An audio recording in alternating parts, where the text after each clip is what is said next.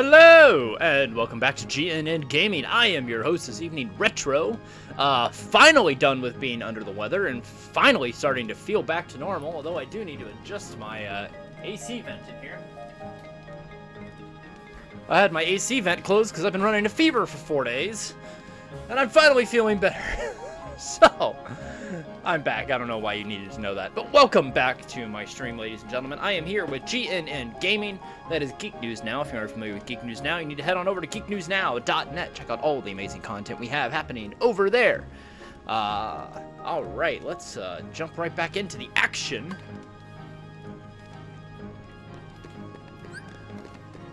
Fire! That's not what I wanted to do. I'm trying to leave.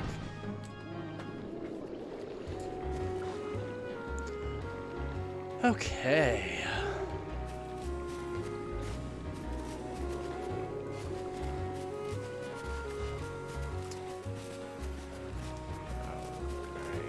So, last we left off, our heroes finally completed the jungle mission. And we've completed the Colosseum, and now we're back here at our second visit to Traverse Town. And I guess I need to go find Leon? Is that his name? Leon? I don't know. I had to look up where to go because after last night, I was just out of it and just stumped. Let's see. I need to go this way. And we're going to go back this way.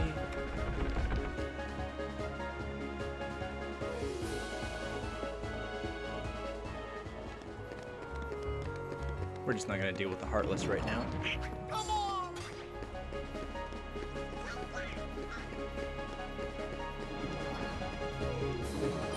Go this way.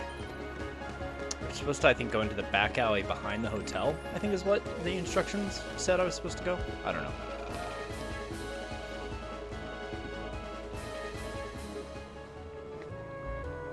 By the grate, there's a red...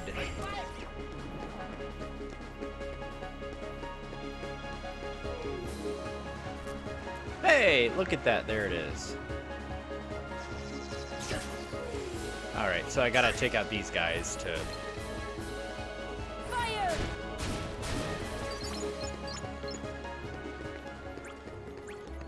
Alright, there we go. Got a red trinity symbol here. I never would have just spotted this on my own.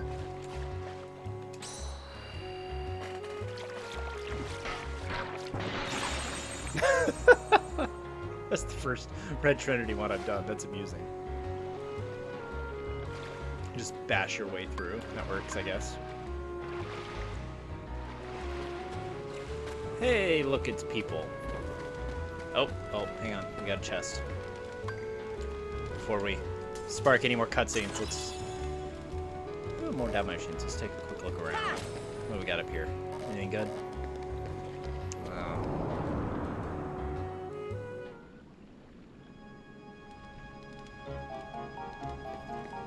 Just a fast track to him. Well, that was not what I wanted. Alright, well, now we know that. So I get to run past all the Heartless and go right back.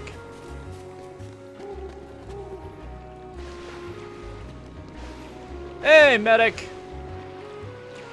How you doing, medic?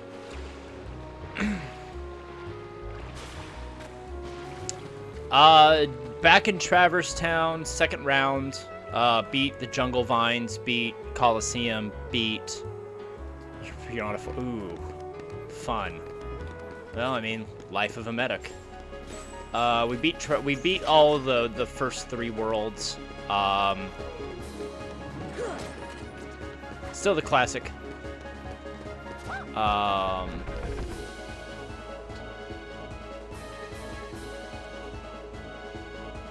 So... Now I need to go meet people for more training, I guess, before we can go to the next world. I don't know. I've been fighting off basically COVID symptoms all week, so when I have played this, I was kind of in a fog the whole time and not really 100% here. So I wasn't really, like, focused on the story a lot. So I'm a little off of what's going on.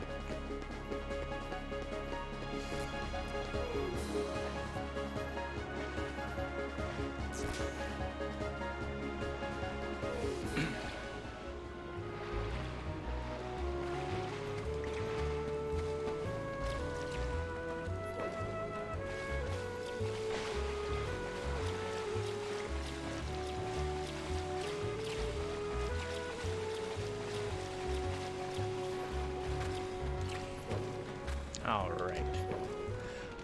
Oh, I'm a lot better actually. I'm back to pretty much back to normal, aside from a crick in my shoulder, but that has nothing to do with what I was dealing with. I lost my sense of smell. Returned last night. I haven't had a fever for a few days, thank goodness. So I would say I'm at 95% right now, maybe better. My voice is I never really lost my voice. I never really got cough or congestion, but fever, body aches, my whole body hurt. It sucked. So I'm happy to say I think whatever I had was fairly mild. 2 doctors say I had it, and 2 tests say I didn't. So I don't know. But I'm back to normal. Thank you, though. And I want to thank people who have known that have been on my stream that were concerned for me. I looked pretty rough the last couple streams that I did this week, so I'm happy to be back to normal.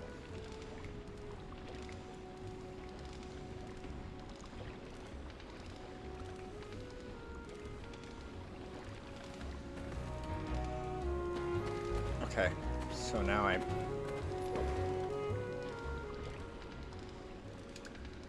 Do you know what it's for?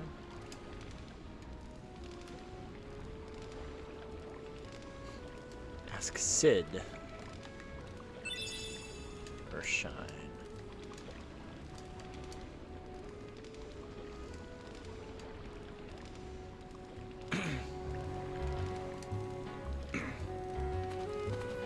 Not the very talkative one, is he? Please lock the keyholes. I feel like there's a few innuendos in there that we're just gonna let go by and just kind of leave hanging. Gonna let them dangle.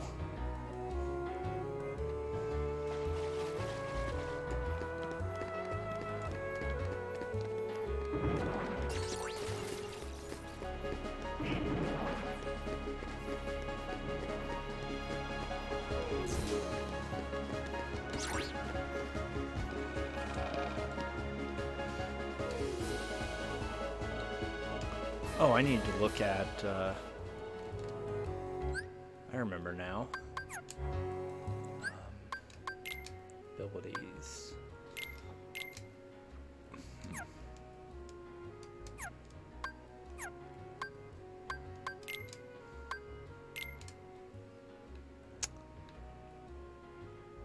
That's, welcome to, like, reason 826 that I play retro games.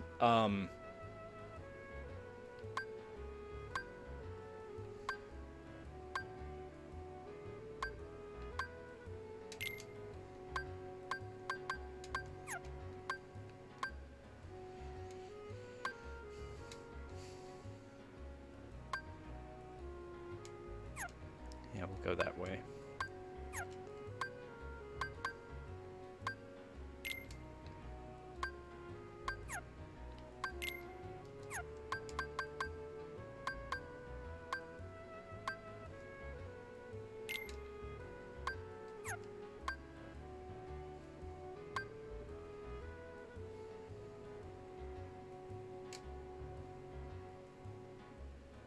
That's true.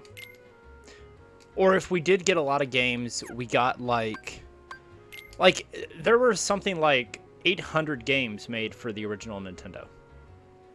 Like the original NES, there was something like 800 games made. The problem is most of them were B titles. A lot of them never left Japan, even if they were made in English.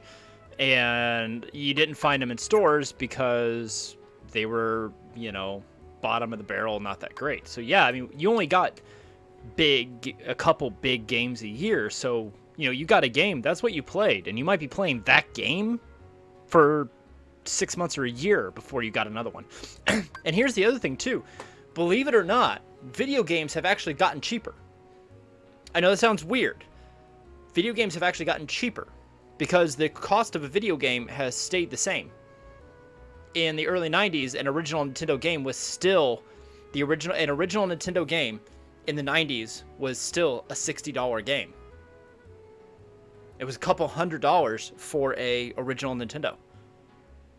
The games themselves, the price has stayed the same, which means because of market inflation, the price has actually gone down. It's actually cheaper to buy games today at $60 than it was in the early 90s at $60. So it was this weird reverse inflation that's happened, which I think is kind of interesting. But that was the other thing too. I mean, $60 in the 90s was a lot more money than $60 today.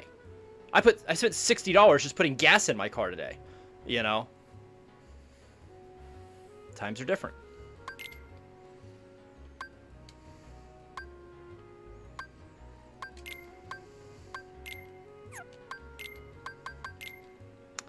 I'm gonna put cure on because I needs it. I guess I need to head back to District 1 now.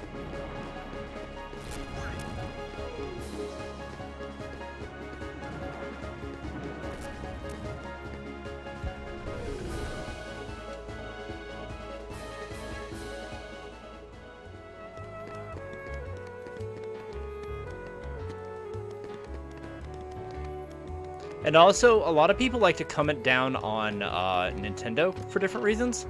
But the thing is, the Switch cartridges actually they actually lose money on the manufacturer side of the Nintendo Switch cartridges. I was reading an article on it. By going to the microchip that they're using, they actually say they're actually losing money on the production side. Compared to if they put everything back on discs. But because they can get more data and better quality data on a microchip that lasts longer, you don't have to worry about scratches, it can take more of a beating, you have a longer lasting product, they end up actually creating a better product on the back end. But the actual production cost it's actually more expensive than if they did the discs. What everyone else is still doing. Because the thing is, a Blu-ray disc, which is basically what our games are put on now, are 8 gig discs. 8 gigabytes on a Blu-ray. And a 4K ultraviolet is, I think, 12 gigs. So you're limited. But where a microchip can be tons, you can put a terabyte on a microchip. So I think Nintendo's going to go back to the cartridges and probably stay there. And I think everybody else is going to... That's why Nintendo's in a league of their own right now. You want more RPGs on the Switch? I've been playing Xenoblade and having a lot of fun with it. You think Wizards of the Coast got more money? Why is that?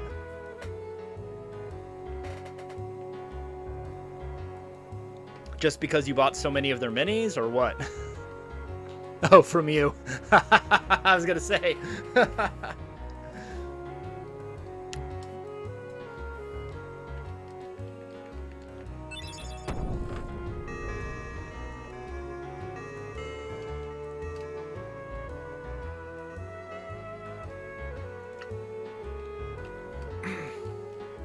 I wasn't paying attention.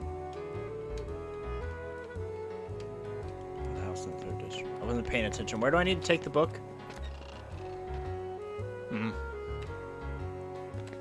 I homebrew everything these days, so I haven't really, to be honest, really like paid attention to a lot of stuff.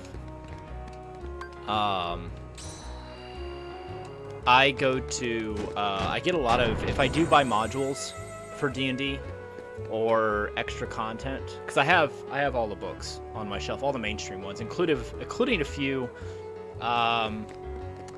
that are questionable books that are fun, very interesting if you want to write really off the wall bizarre adventures.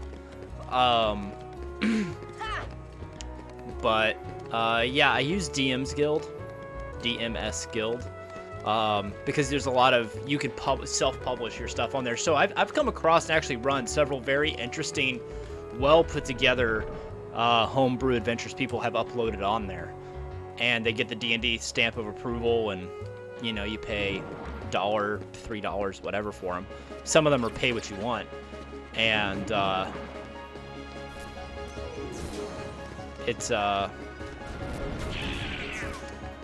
I've come across some real winners on there, and I've come across some that just give me like really crazy inspirational ideas.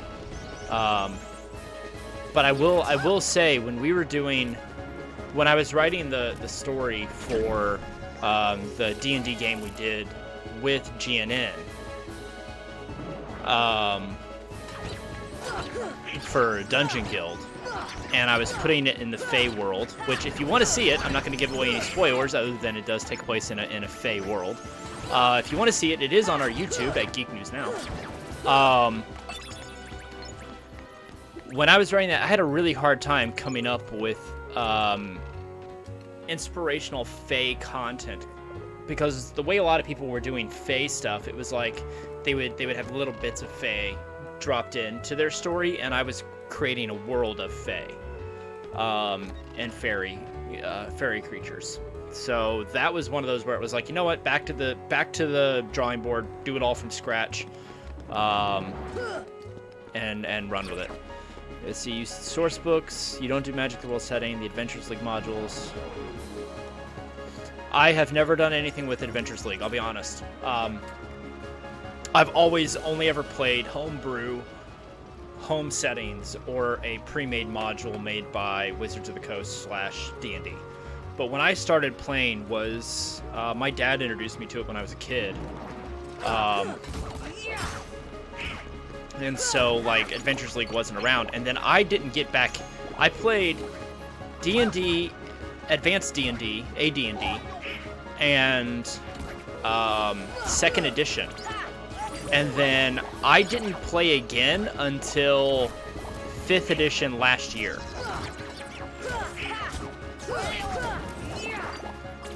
So I was out of the D&D world a very long time. Big fan of it always, but I was just out of that world for a long time.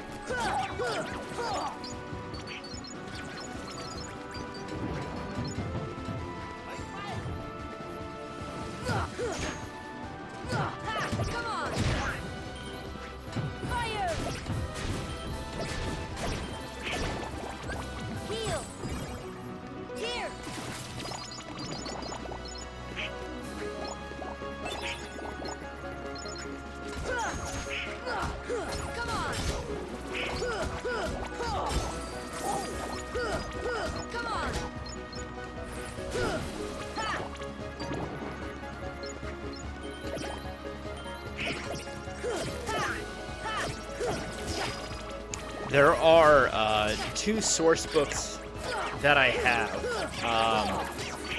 You know, I have like Xanathar's Guide to Everything, Tasha's Cauldron of Everything.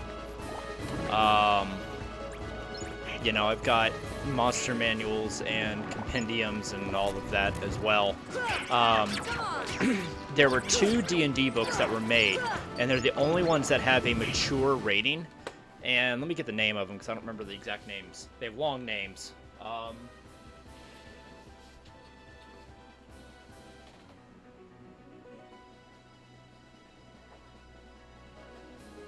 So they were written by the same people.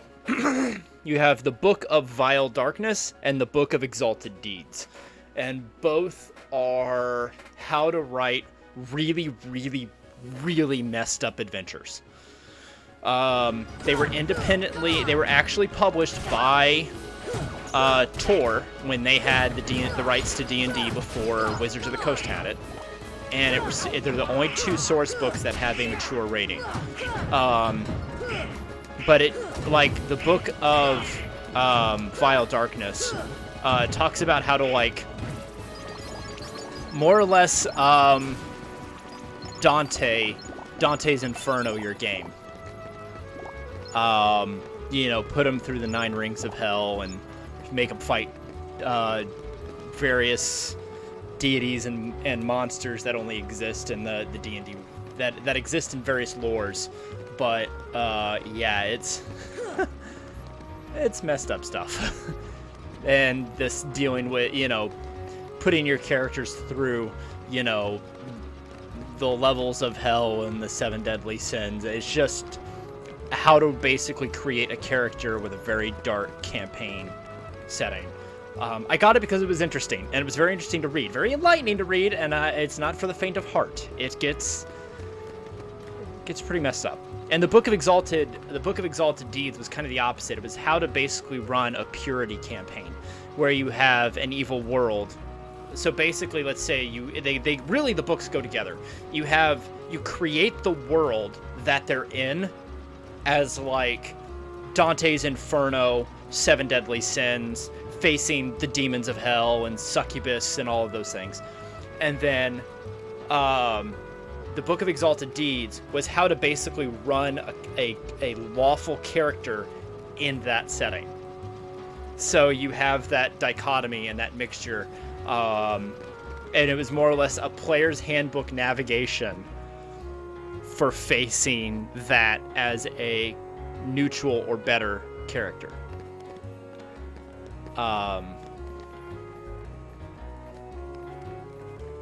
So they were written by the same guy. They're very interesting. Yes, hey, Brickerboom. Yes, lots of D&D talk. Medic and I, who's in here, we are both dungeon masters. So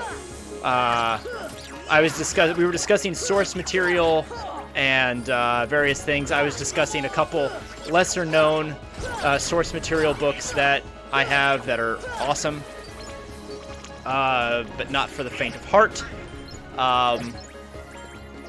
Did you ever decide on if you were going to get a 3D printer, Medic? 'Cause I know you and I have talked about it a lot, and I bragged about what mine can do for a while.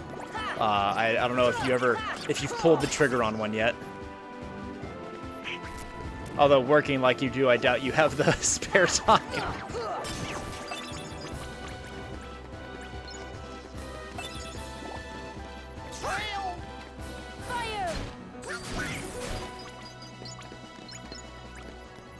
And yes, Bricker, there is frequent D&D talk in here.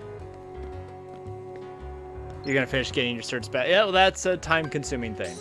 Yeah, Bricker, there is a lot of D&D talk in here, because either several players are in here or several DMs end up in here at different times, and we bounce ideas and we play with stuff too, while we do this.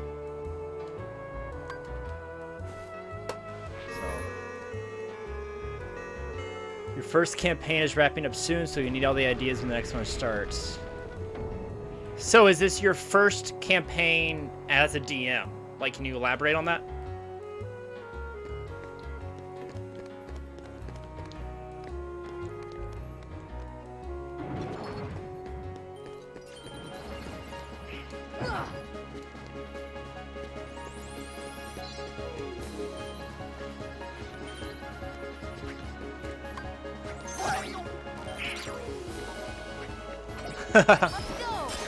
I'm always about ideas with D&D, man, because I homebrew so much of my content. I use the to quote, well, I know the line didn't originally come from Pirates of the Caribbean, but to quote Jeffrey Rush from Pirates of the Caribbean, the code is really more guidelines.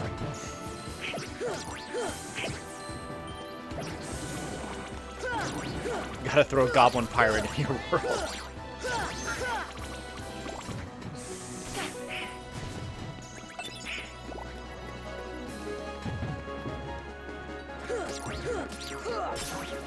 So your first as a DM and your first campaign after probably a decade-long break. Nice. That's awesome, man. I feel you. That was me last October. I was just talking about that. I played D&D, like, my dad introduced me to D&D when I was a kid, because Dad played in the 70s.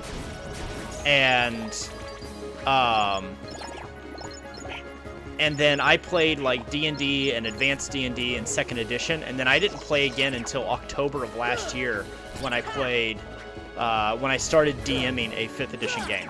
So I feel you, bro. Hey, what was your best feeling earlier, Medic? What are you talking about?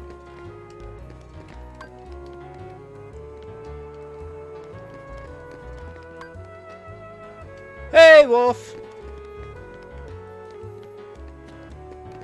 It's going all right. We're discussing D&D now. Bricker was just telling us how he's just wrapping up his first campaign as a DM, and after like a decade-long break, which is awesome. It's never too late to get back into it, my friend.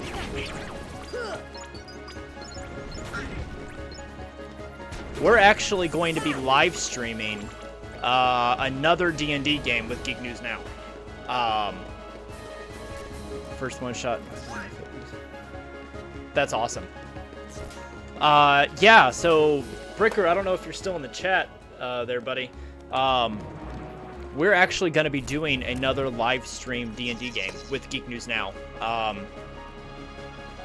And it's going to be end of October. We don't have the exact date yet. We did one back at the end of August, and it was awesome game. It was tons of fun. I'm a little biased because I was the DM, but yeah, it was tons of fun and real big success. We did it all through StreamYard, so everybody was on their webcams, and we all got into the roles and had fun. And I had another camera on battle maps, and it was pretty sweet. And we're gonna be doing another one come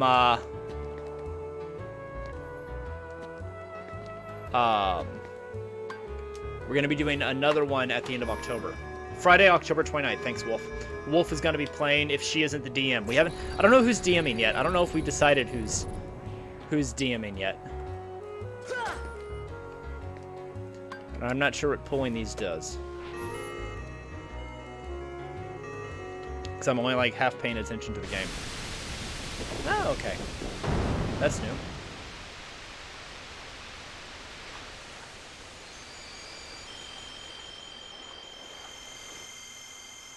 Yep, and I believe we are doing some kind of Halloween thing with it. I don't know all the details.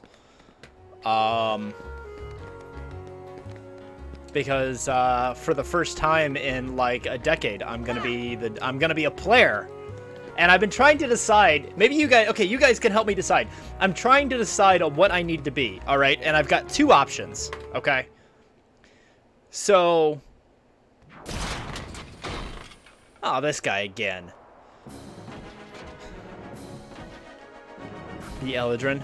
So, I'm either going to be that's not what I wanted. Wrong button. I'm either going to be a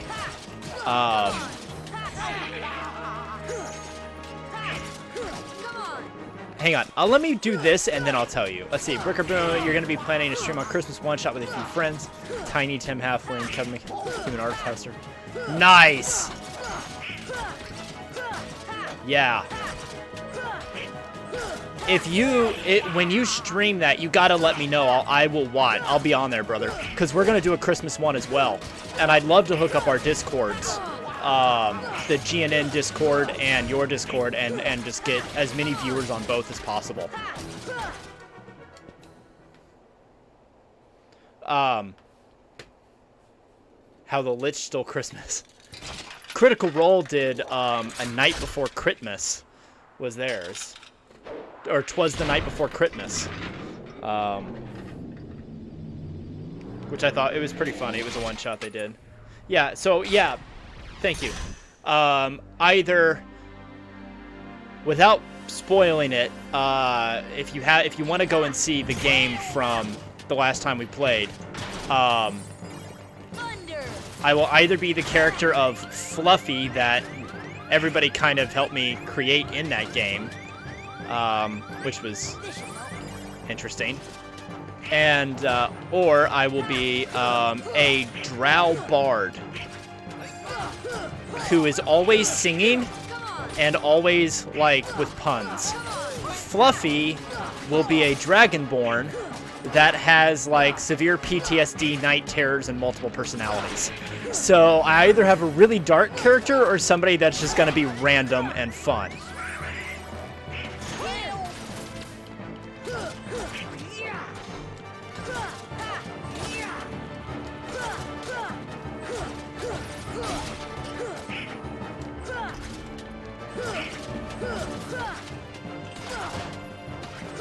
Drow Bard.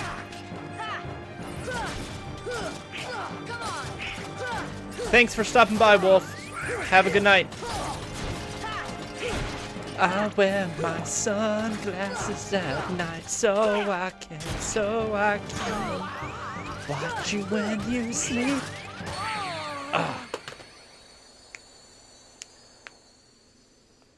Send me your Discord so I'll happily join. I'm on the phone, so don't have as much ability to check it here and now. Drowbard. You need to go, Bricker, you need to see the game that I put together and ran on our YouTube, the Geek News Now YouTube. It's called Dungeon Guild. We did it. It was a one-shot. We didn't know if this was something that was even going to work, if it would take off, like what would happen. But the pay, I will tell you, there is a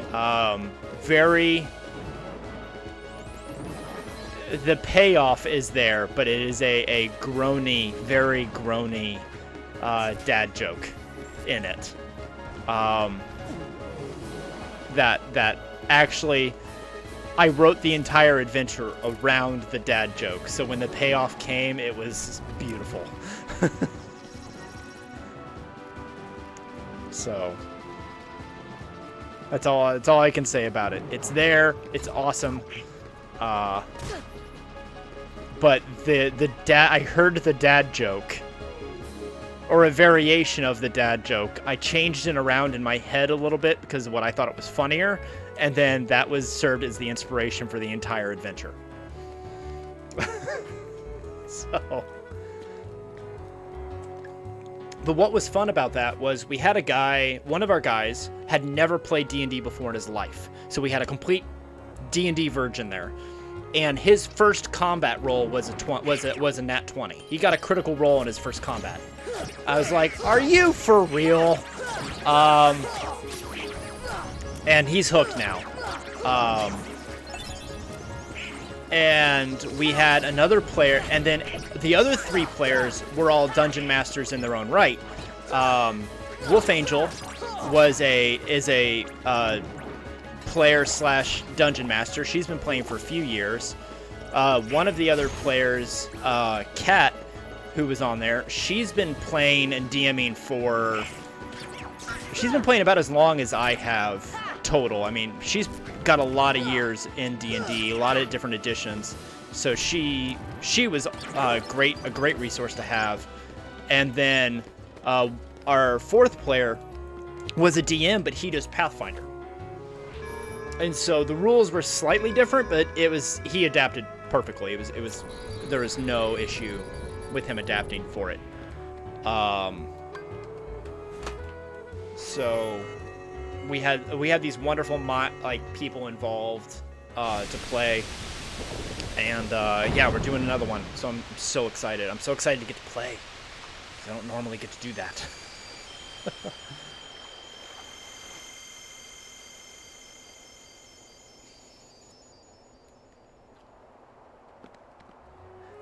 Well, so that's my whole thing, and Bricker, this is a suggestion of mine. If you don't already do this, this is just my suggestion. Take it as that. I believe in the rule of cool. Here's what I mean by that. It's a world of magic where things are possible. It doesn't subscribe to our laws, our environment, our rules, right?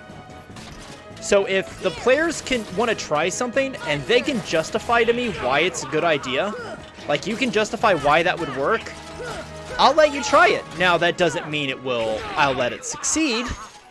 You know, we'll let the dice decide. But I'm not one of those people who's so like rigid that I can't be like, no, you can't. Oh, that's not in the rule book on page, whatever. No. My whole thing is justify it to me. Help me understand what you're trying to do.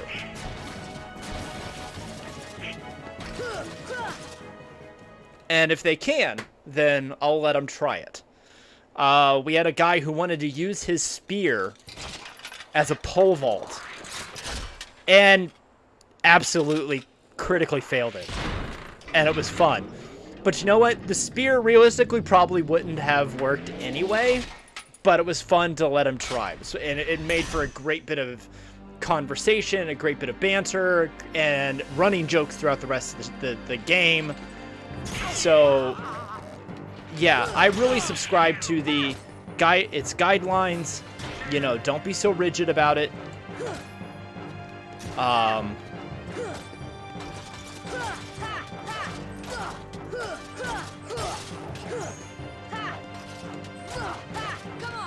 That's really what I go with.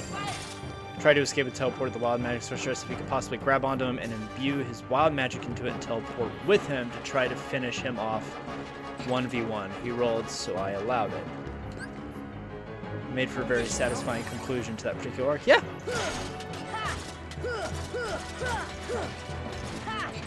And here's the other thing too.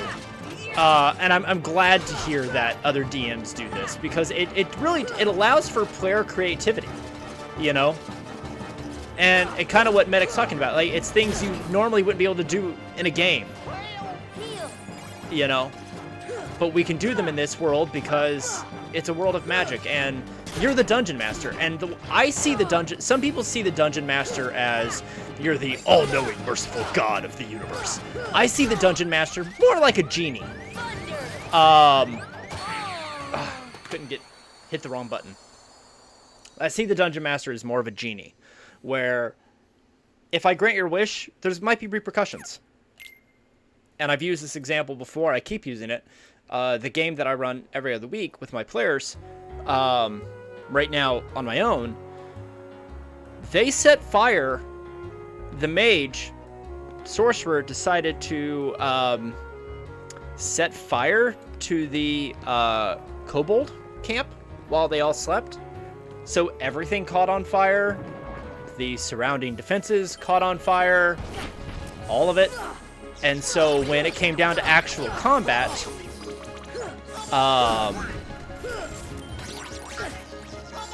the smoke of the arena that they were in, from all of the burning that she caused, they had to roll with disadvantage because they couldn't see their enemy clearly.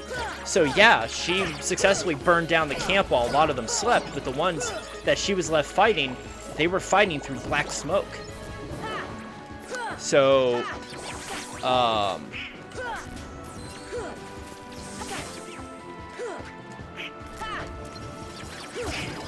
the thing with, yeah, Fae is a tricky thing, and really, if you want to really read about Fae, get Mordenkainen's Tome of Foes and Xanathar's. There's some good sections in both of those that talk about the Fae. The thing with Fae is the Fae cannot lie. Their name is their power, and the Fae cannot lie. That's tradition. So that was a gamble I took with the adventure I did, dealing with the Fae, was do my players know enough Fae lore that they'll figure certain stuff out? And it was a gamble.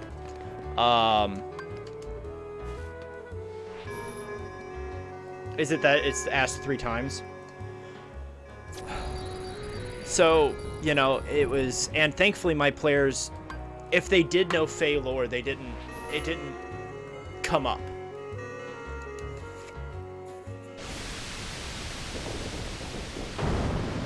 Oh.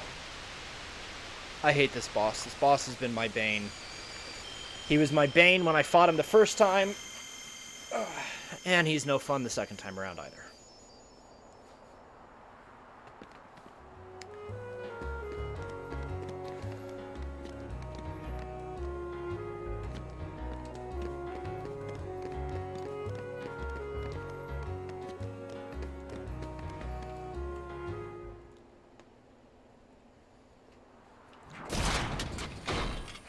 And the other thing too is if you're gonna put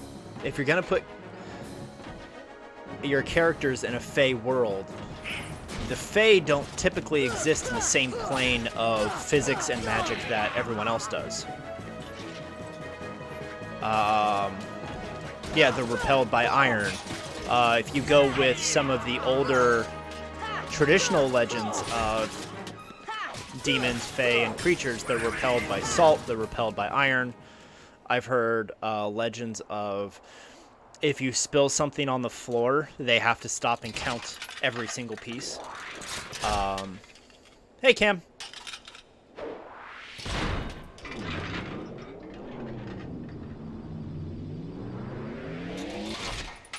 Yes, medic.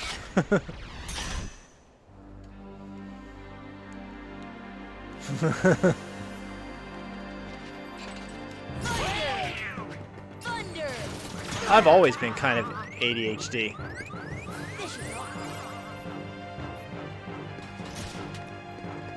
It says, as long as people don't try to argue with you, explain myself and reasoning twice. If you can't accept it, I'm sorry.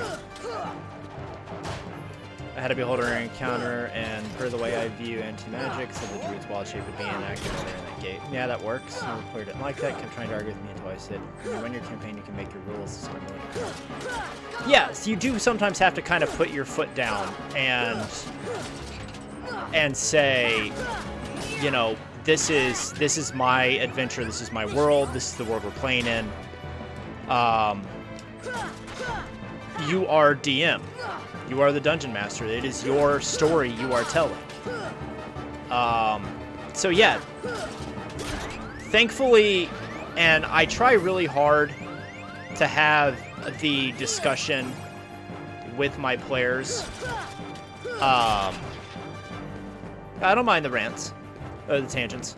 I try to have, you know, before we have a game, I have a very honest discussion with them, like, hey, you should know this is,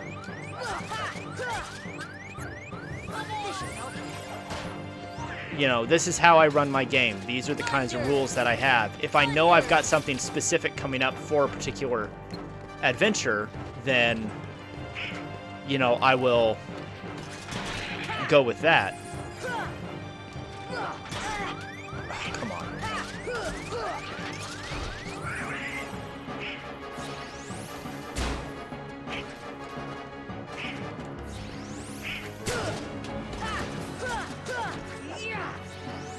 Don't argue with DM. Yeah, but I mean, if you understand, the question at that point is the druid's wild shape magic? Yes. Okay. If magic is nullified by a beholder's gaze, then that's it. That's the argument. It doesn't matter if it's an innate ability. Sorcerers have innate magic abilities that common wizards don't. You know, would you allow a cantrip? Probably not. Magical to be, you know, and then what happens then is you have a discussion with the players afterwards and say, okay, you know, it didn't, you know, maybe maybe everybody didn't understand, you know, this is kind of what we were doing, so.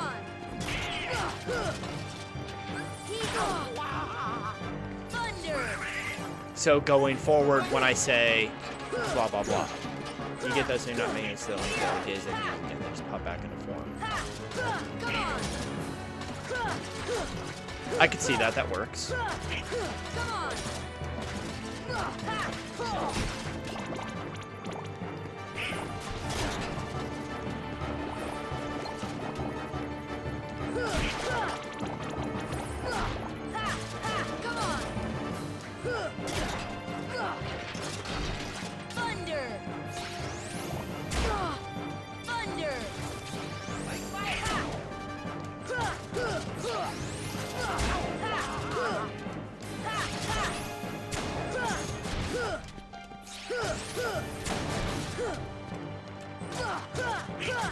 Did this monster's butt become a cannon? I'm confused.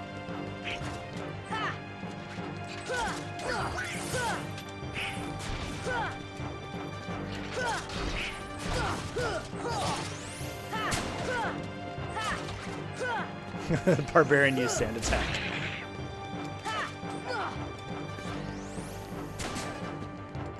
Didn't know Taco Bell existed in the Disney universe.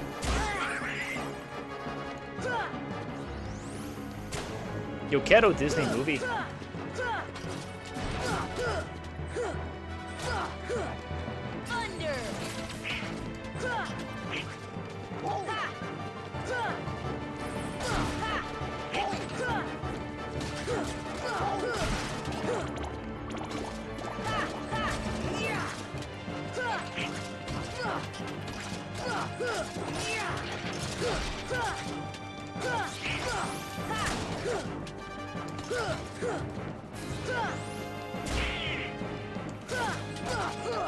That's the most useful Donald has been this entire game. Is acting as a target for the enemy.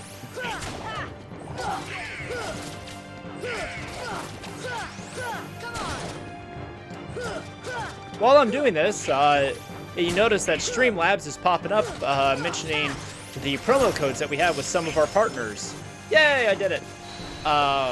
Over on Ripped Apparel, Metallic Dice Games, and Humble Bundle, we get some, through GNN, using our promo codes, you get some awesome discounts on stuff. Metallic Dice Games is 10% off site-wide, which is awesome. Even stuff that's on sale. Ripped Apparel, 10% off on Ripped Apparel, and 20% with Humble Bundle. So, or I'm sorry, it's a discount with Humble Bundle, and it goes towards the Child's Play charity as well. Anything you buy on Humble Bundle through our link that you see there in the chat, if you click on that, you'll go to the Geek News Now page at Humble Bundle, and it'll go towards the Child's Play charity.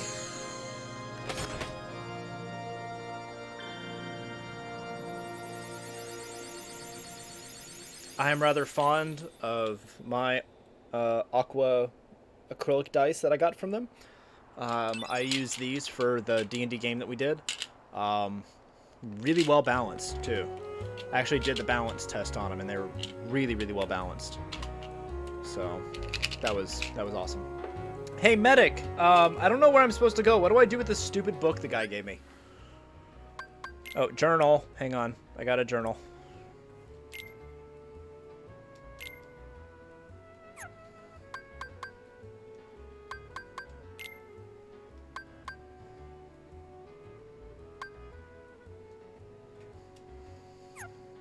Okay, nope, that's not helping me. Yeah,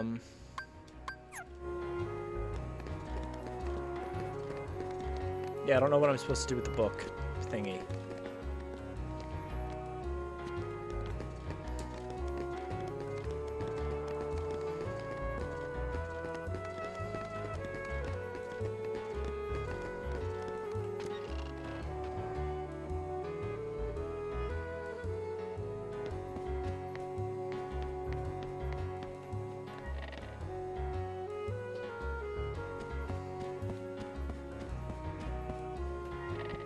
Thanks, Bricker. Thanks for stopping by, buddy.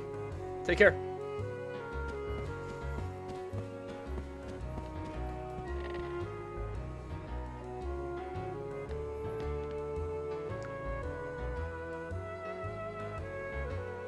Talk to Sid. Sid gave me the book.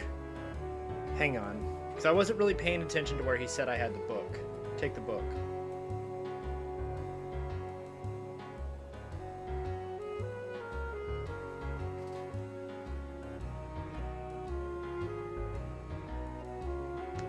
Do I take it to Merlin? I think I do.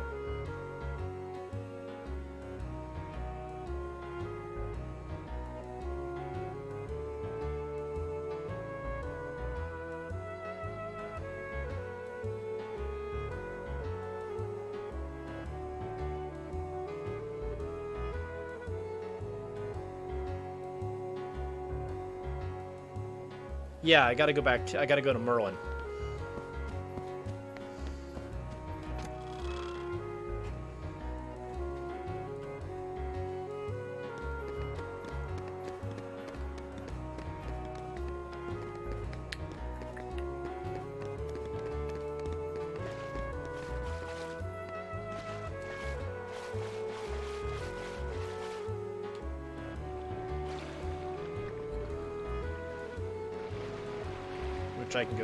Which I discovered earlier, I can go this way to get to Merlin.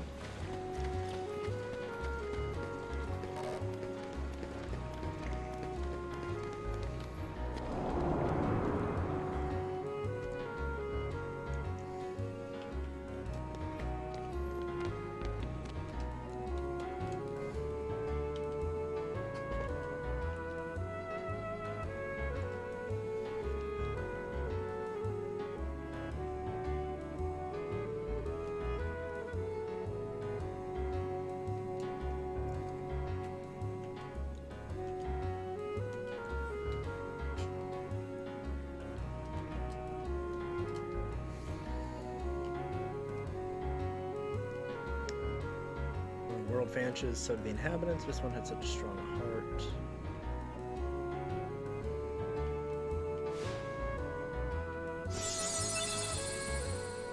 Whoa.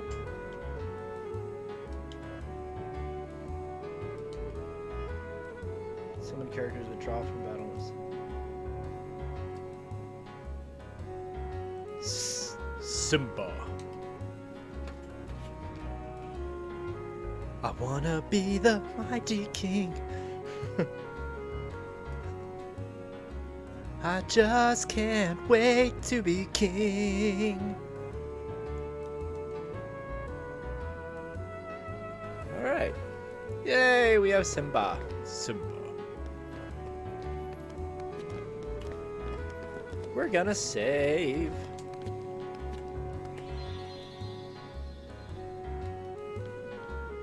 Just saving. The biggest tone shift, what do you mean?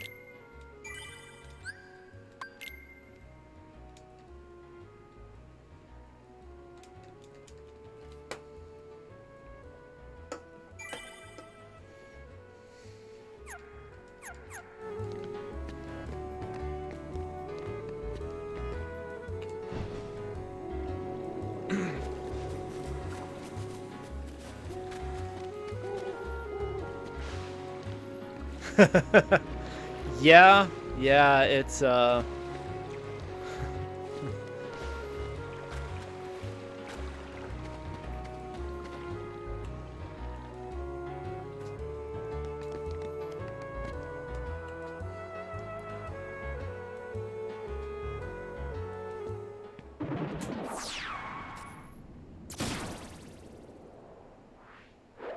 There you are.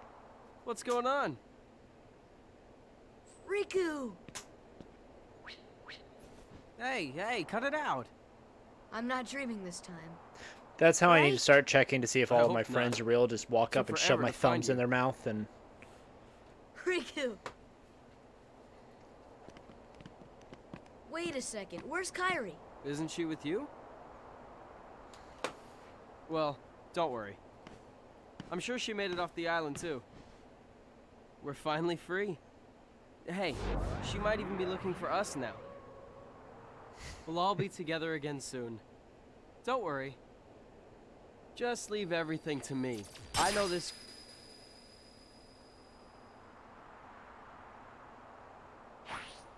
Leave it to who? Sora, what did you... I've been looking for you, and Kairi too, with their help. Who are they? We've visited so many places and worlds, looking for you. Really? Well, what do you know? I never would have guessed. I've been sitting right here the guess whole what? time. Sora's the Keyblade Master. Who was it? What's that mean? So, this is called a Keyblade?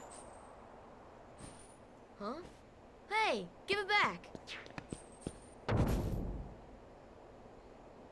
Catch. Master. Whoa. Okay, so you're coming with Well, us, right? you're the master if you're the only We've got person this who does awesome something, right? rocket. Wait till you see it. No, he can't come. What? Forget it. Oh, come on. He's my friend. I don't care. Oh, he's gone. Riku? Nice going. Oh well. At least he's okay. And who knows? Maybe we'll run into Kairi soon, too.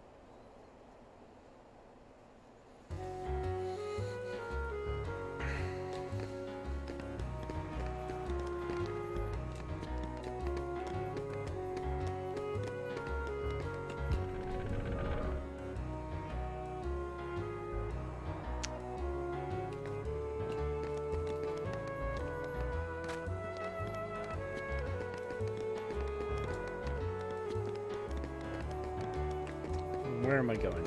I need to go up here.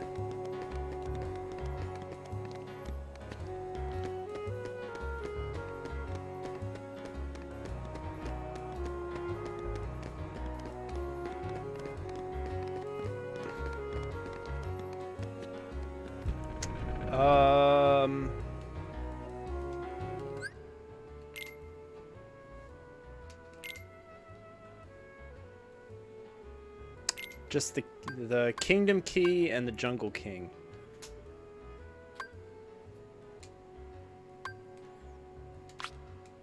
Let's go with the Jungle King. I didn't even know I had that. Thank you. I hadn't even looked.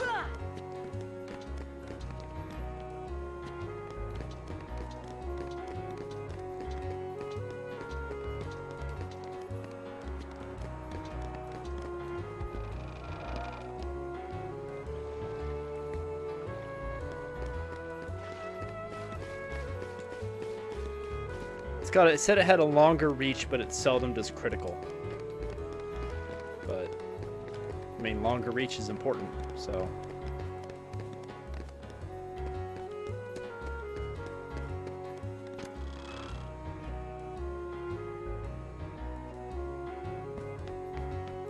I don't think I wanted the Dalmatian house.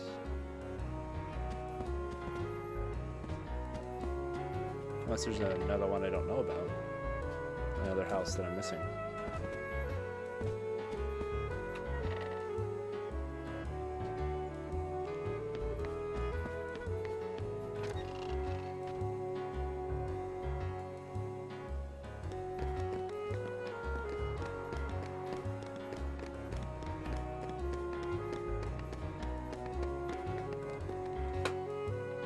Oh, it's in District 3.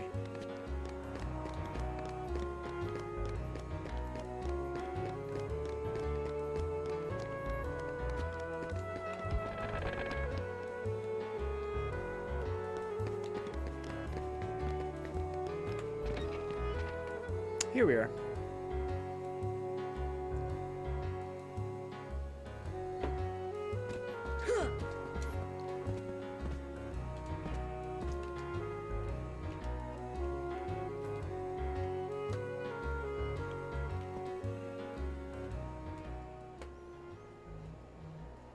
Maleficent.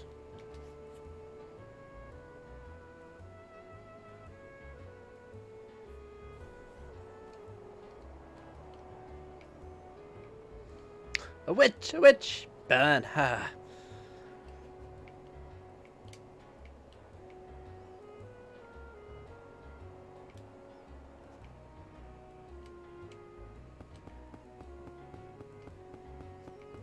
And some dedicated. She turned me into a newt! She turned you into a newt. I got better. So, if she weighs the same as a duck, then a wedge.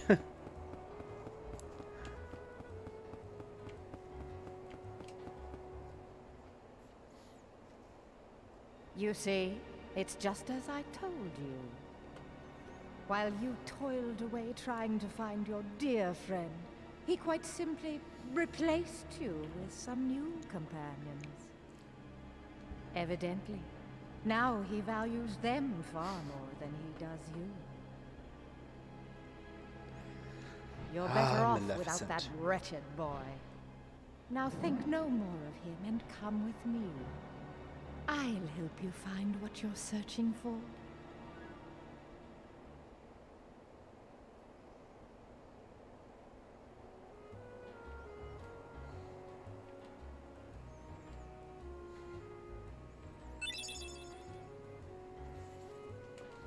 Oh, nice.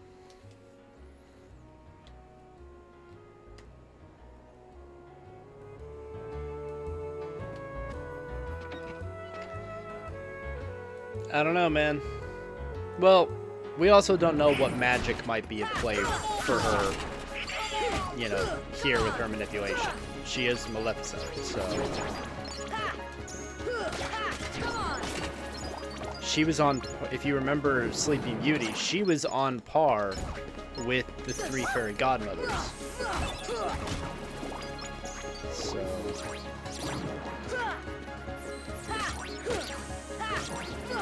Because they couldn't, none of them were even, they weren't even strong. She's actually more powerful than them because in Sleeping Beauty, none of them were powerful enough to undo the magic that she put. Only all they could do was alter the spell.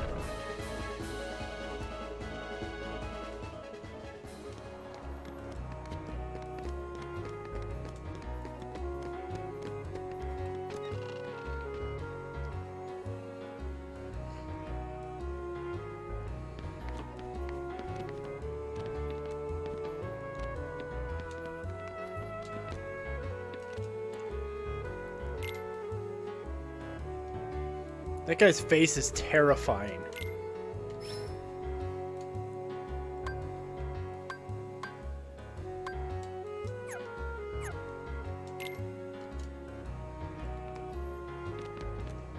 Sure.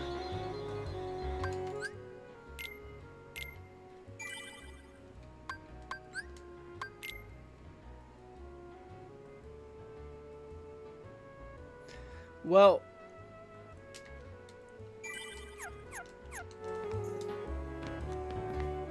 it's kind of like when I was studying hypnosis and hypnotic theory. It relies entirely on what you say and how you say it to trick the brain. And I used to be, it's been a long time, but I used to be a very skilled hypnotist.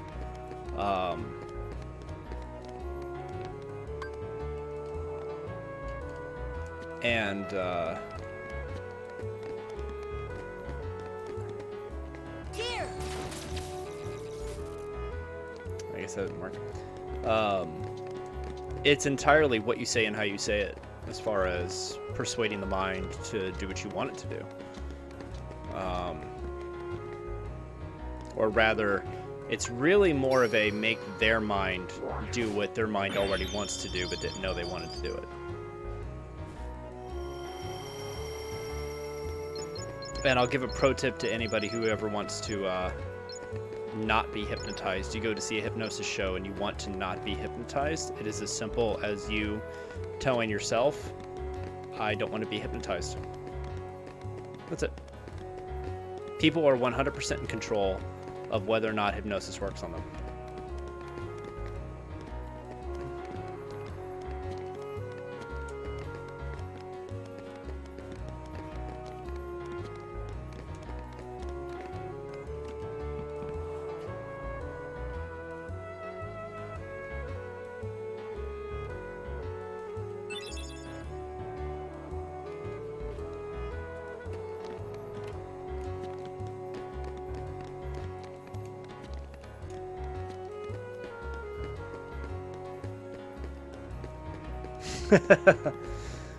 You know, and see, here's the thing. So, the best people for hypnosis, and you can kind of spot them if you know what to look for personality-wise, but the best people for it are people who are naturally inclined to roleplay.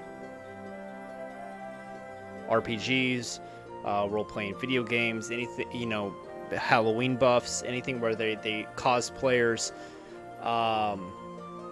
The people who are most inclined for successful hypnosis are the kind of person who's inclined to roleplay somehow in their life. Take that how you want. Because their mind is already used to performing, if you will, and getting into a role. And that's all you're doing is you're just tricking the brain into getting into a role that you want them to get into, whether it's relaxation, whether it's memory retrieving, you know, lost memories, everything. The brain is going into a state of that. Type A and hyper analytical people are very difficult to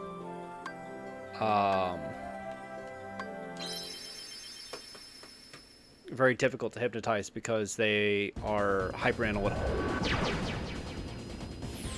So the brain doesn't let down enough of its guard to do that. But even so, you're limited. You can't make... Oh, yeah, medic, go. Take it easy, brother. Thanks for hopping on.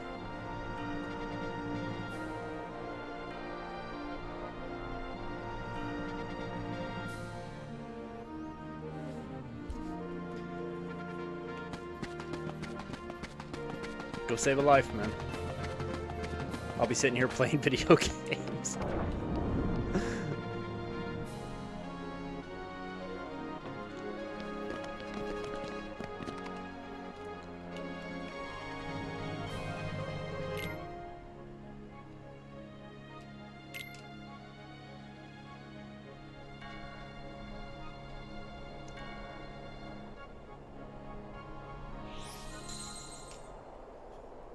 Yay, tournament.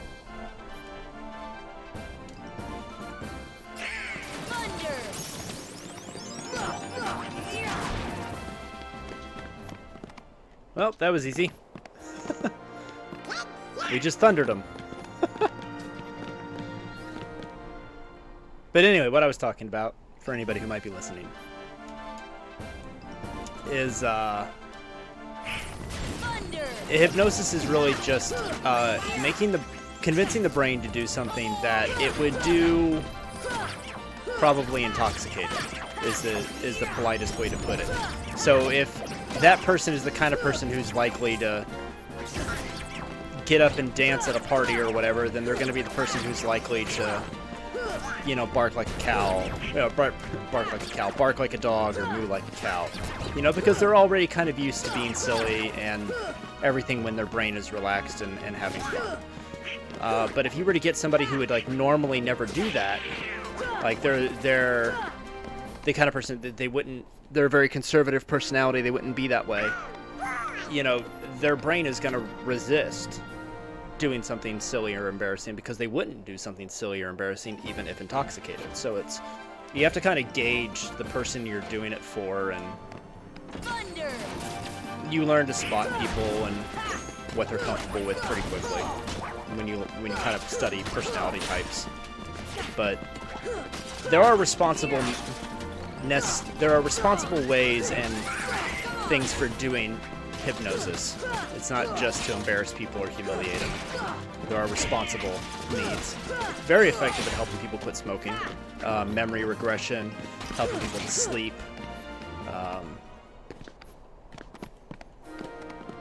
There are very practical uses for it.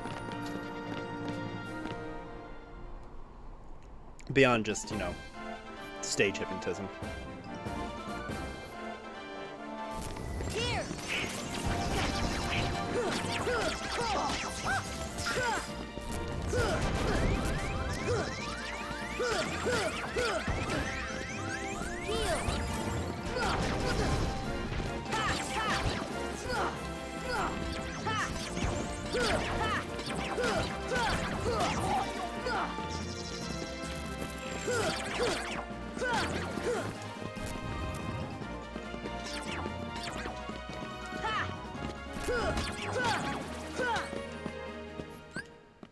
Donald! Not bad, huh?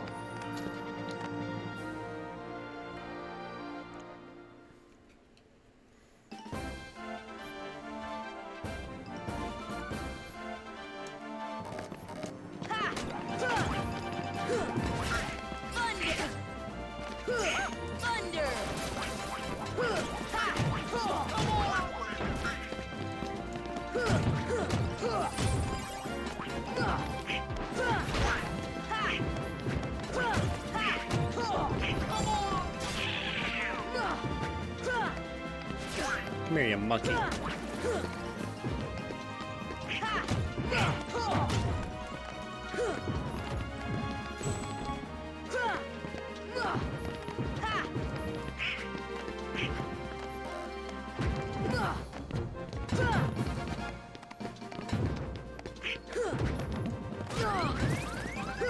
There we go. Not bad, huh?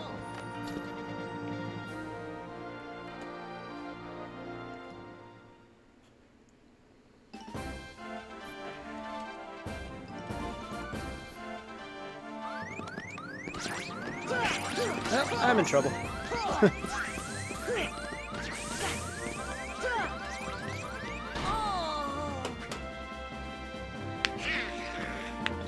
Oh, that sucked.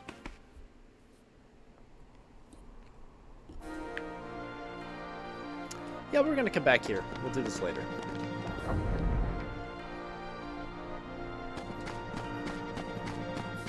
Let's go see what other worlds are out there for us to go explore.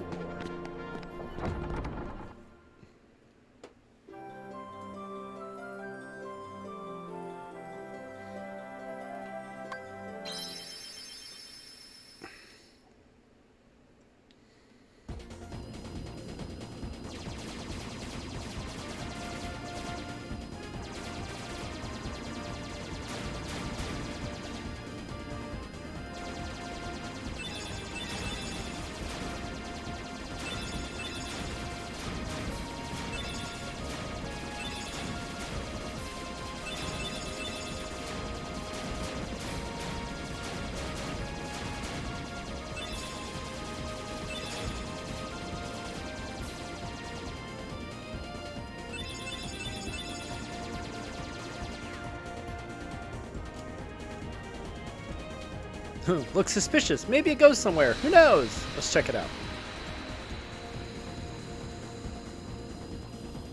Maybe we'll all die. Who knows? Whoa! Look away for 2 seconds.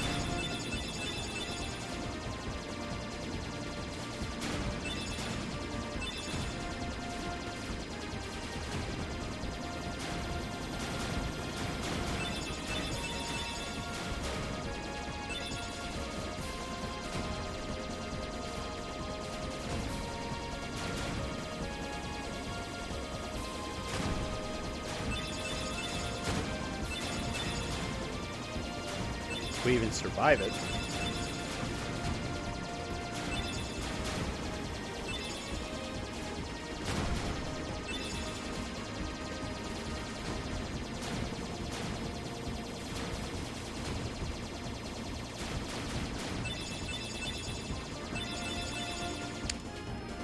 Did we make it? Yay, we made it! Yay! Okay.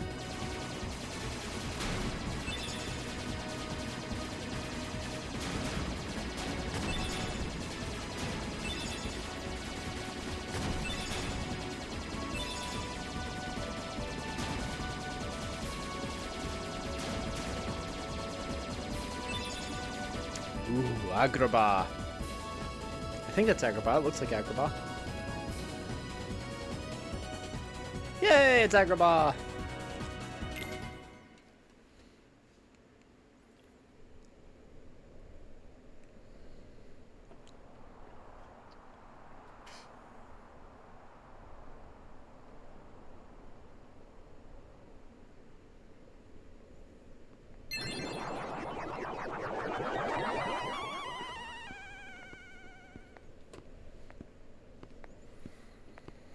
And the keyhole? The Heartless are searching for it now. I'm certain we'll find it soon enough. So that just leaves...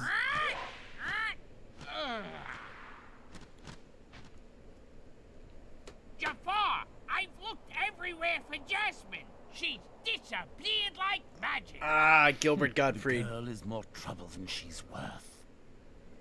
You said you had things Oh, under Iago. control. Agrabah is full of holes for rats to hide in.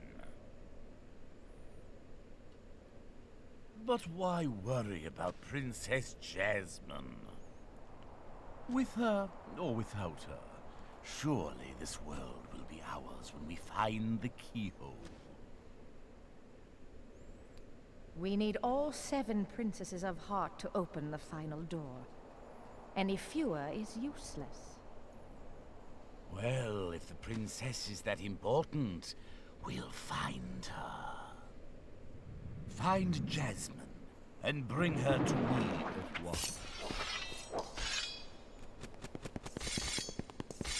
Don't steep yourself in darkness too long. The heartless consume the careless. Your concern is touching, but hardly necessary.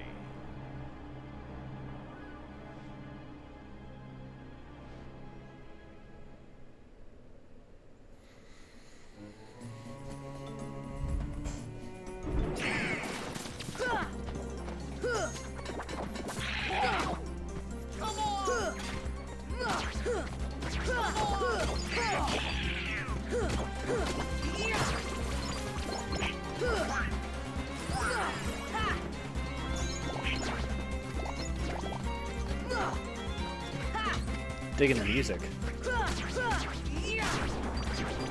See ya.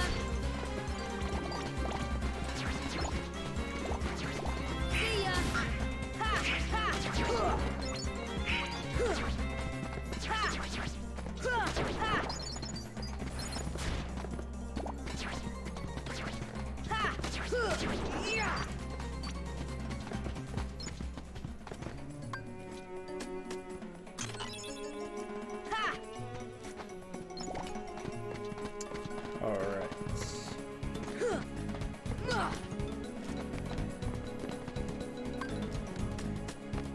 Alright, that works.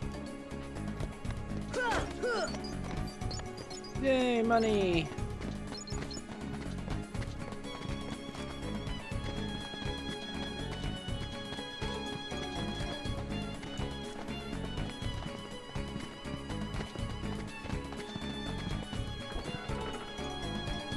Storage.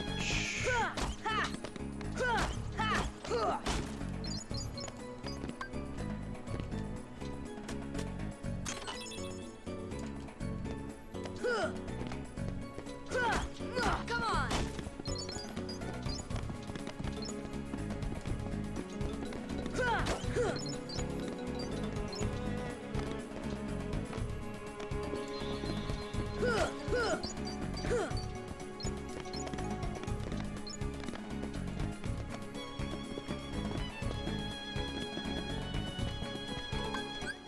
Alright. I am gonna save, and I'm gonna take a short break. I will be back in just a few minutes. So for those of you who are watching, I will return momentarily.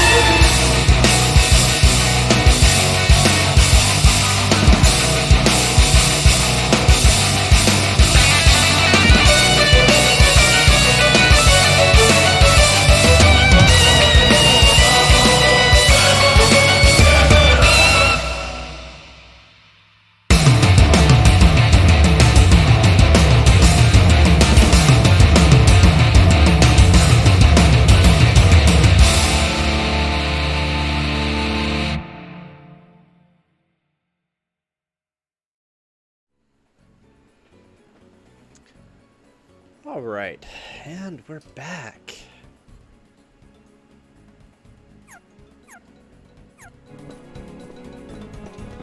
Let's go check out Agrabah. Prince Ali, fabulous he.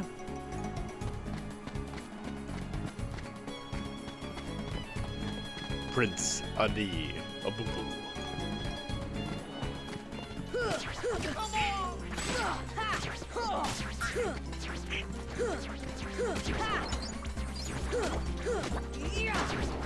Fire! Come on! See ya!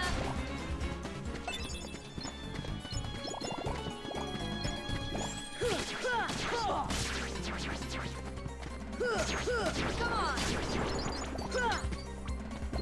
There!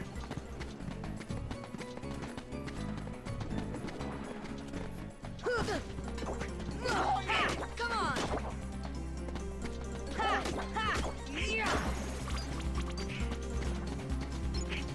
You know, I didn't hate Will Smith's version. Will Smith is not what I disliked about the live action Aladdin. I disliked that they turned it into a Bollywood film. That was my issue with Aladdin, the live action, was it was very Bollywood and overdone and highly unnecessary the way that they did a lot of things. But I appreciated Will Smith's fresh take on the genie. And I appreciated that he didn't try to copy Robin Williams.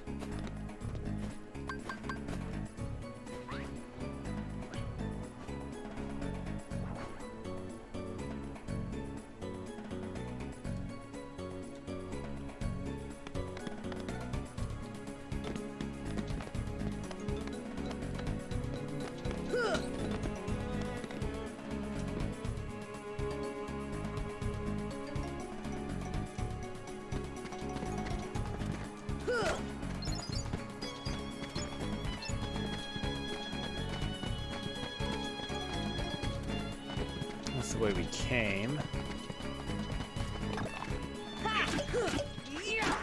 Ah! Mimics!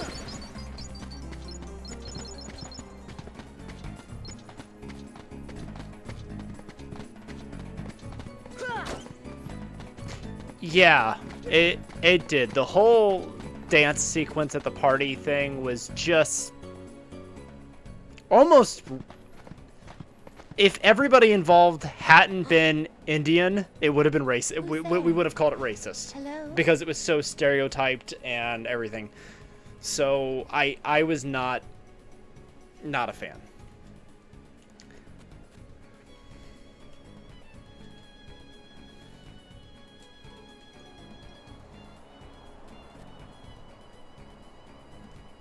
Aladdin. Where might I find this street rat? Jasmine, allow me to find you more suitable company, my dear princess. These little rats won't do you, see? Yes. Jasmine, run! I will say it had better special effects than most Bollywood movies. The boy who holds the key.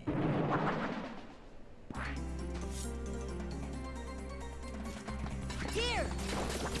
Ha! Ha! Yeah!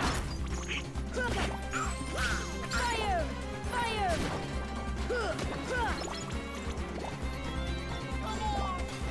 Fire!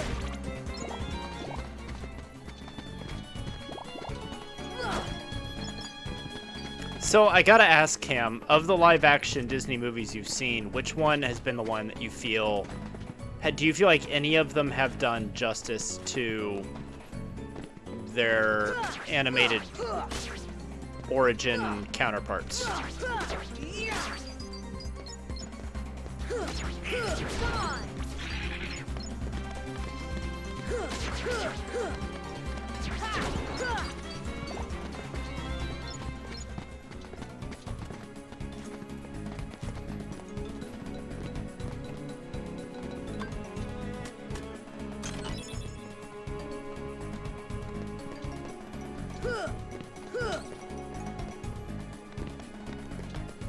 Because I feel like the one that has done the most justice was Beauty and the Beast. And I feel like that was actually... I was actually pretty okay with it. I know a lot of people weren't a fan of Luke Evans as Gaston, mostly because, you know, Gaston was this beefcake of a character and Luke Evans was not. But I think Luke Evans got the... I think he got the essence of who Gaston was. And I think Josh Gad nailed LeFou pretty well. Emma Watson, I mean, she did the songs well. Maleficent was the most ambitious. Yeah. Yeah. Come on! And I think the one for me that was the biggest failure was Mulan. Because it was Crouching Tiger, Hidden Dragon. But Disney.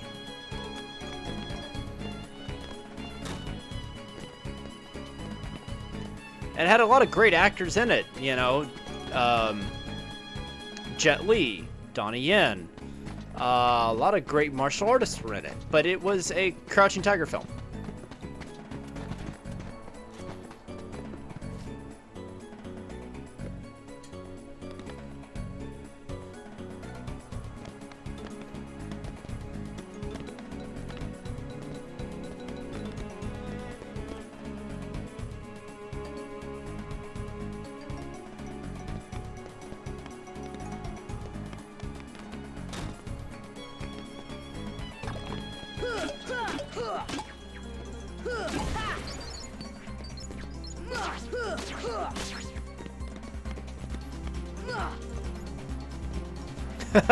That's true.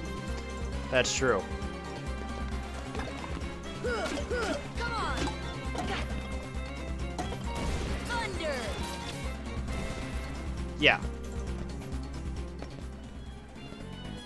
The animated Mulan was definitely showed somebody that was not perfect, and showed somebody that had character flaws and had issues and made mistakes and, you know, Thunder! it had Eddie Murphy as a talking dragon. That was pretty much the only reason that movie was funny. Thunder!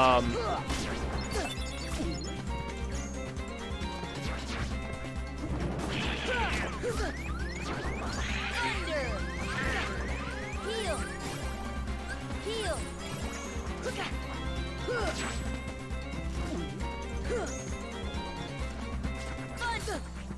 Thunder! Come on!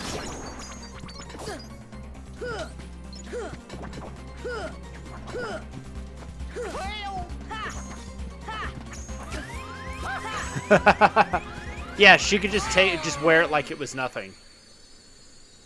Yeah. The armor made for her, for a large man as a soldier, you know, that had this armor has already seen battle. Because he was already he was injured from fighting. He was injured from fighting in the war. That's why he had the limp. And yeah, she puts it on and it's a perfect fit, and it's just, you know.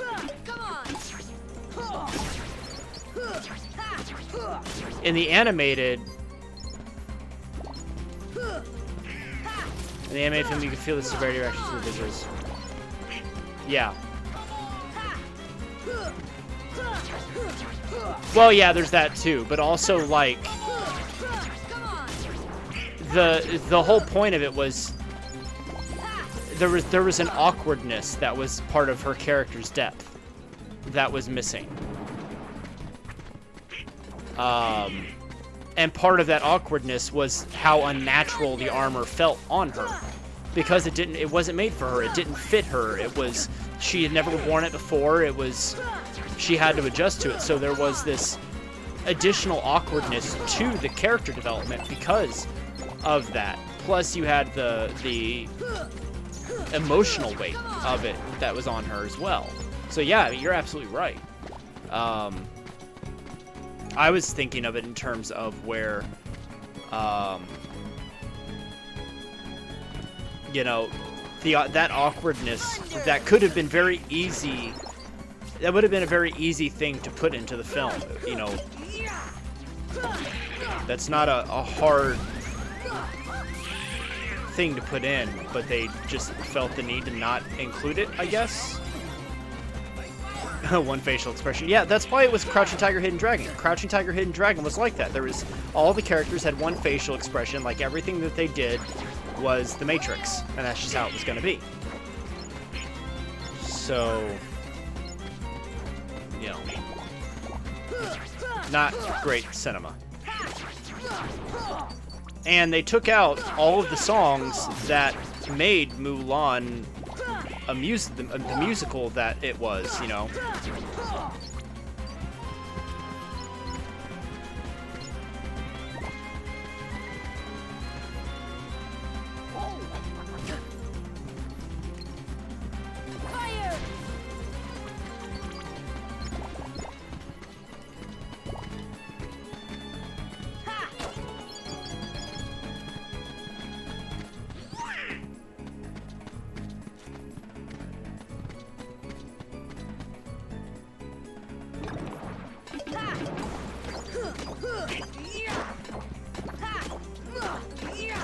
Treasure Planet and Atlantis.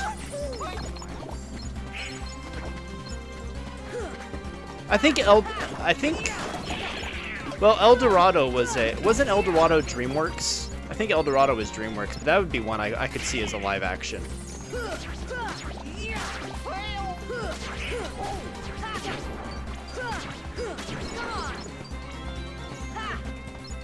Hercules could even be a decent live action.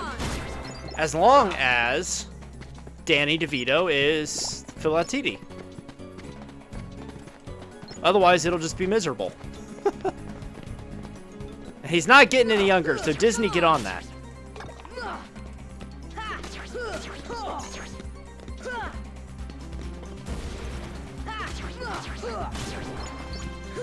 Song of the South. Oh, you mean the one Disney film that Disney has retconned that never happened? The extremely racist Disney movie from, like, the 50s? Yeah.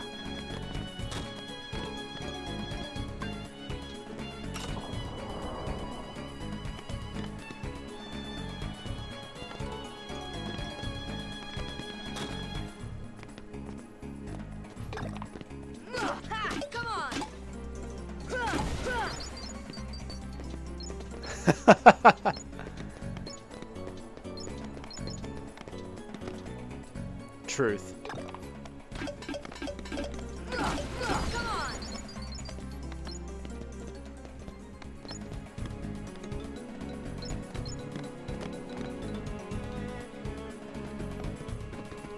I want a Kingdom Hearts live action film. Can we get that, please? But I want it to be like Who Framed Roger Rabbit, where everything is still animated except for Sora.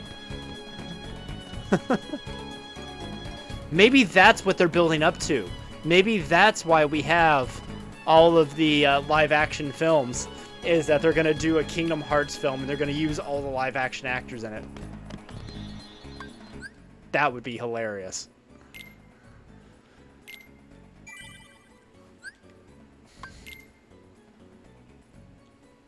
And Tom Holland can be Sora.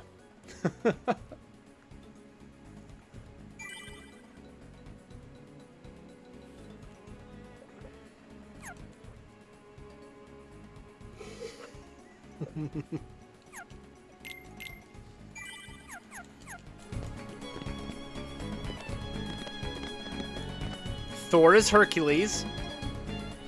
Let's see.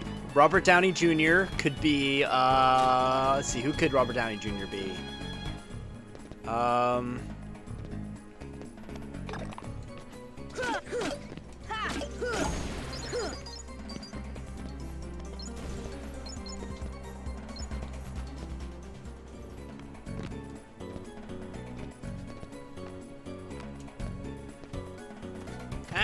Ah! Ugh. Alright, I'm not supposed to go back that way. Yeah, he could be Merlin. I could see he could rock Merlin.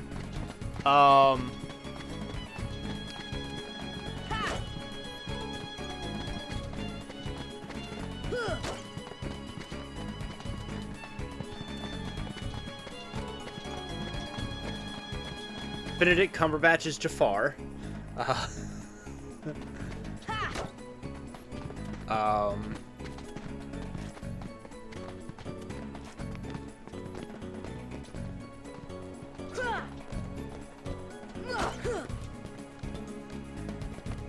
Chris Evans is Tarzan. Scarlett Johansson would be Kyrie. She's a little old to be Kyrie, though, I think. Although, no, what we do is we just get Zendaya to be Kyrie. If we're gonna have Tom Holland, I mean, she's already MJ, so in this Spider-Man universe, she's MJ. That was actually the first clue to me that they were gonna do a multiverse. Was, and I hate to phrase it like this, but it was when they decided they were going to make MJ black. a black girl. That was the first clue to me that they were going to do, that this was a Spider-Verse. I knew they would do it because none of her story was, everything else with Spider-Man was pretty accurate, pretty spot on, but the whole story with MJ was just off. Everything was off. And at first it was like, okay, they're just doing something different because it's all been done. But then, like, you start thinking about it, it's like, oh, okay. The one reason her story is the one that doesn't make sense at all. Never mind, take out the fact that it's a black girl. Nothing about her makes sense. Her personality, the whole loner, socially awkward. No, MJ was the popular girl.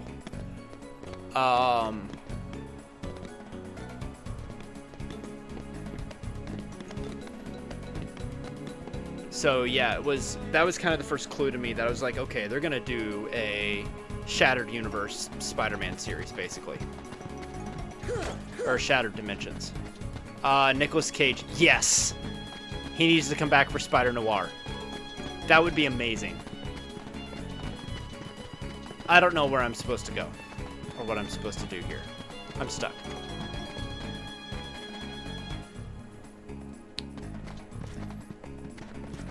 Okay. Alright, so we did this keyhole. Jump across. Get up here. It opened this. We go through. Now we're up here. Now what?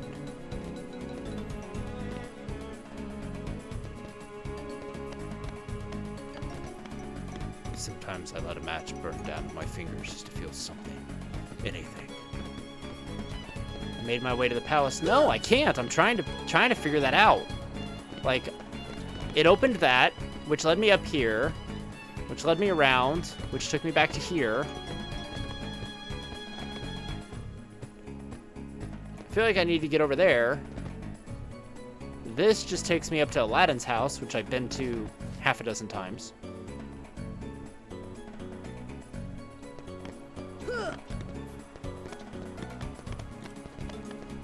And that just leads me back down to the plaza. Oh, hang on.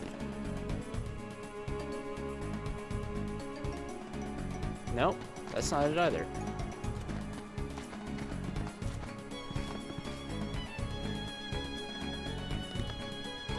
I'm obviously supposed to go somewhere from here. I see the palace, but I go to Main Street and I can't do anything.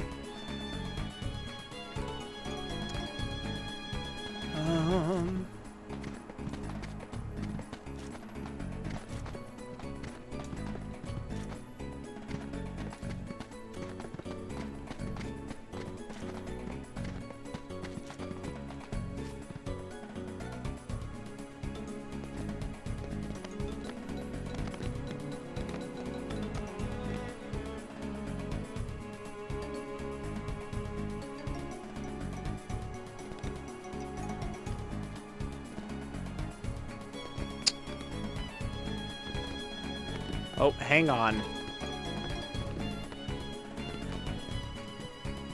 This might be nothing. Yeah. Useful, but not what I'm looking for. Okay. Alright, hang on.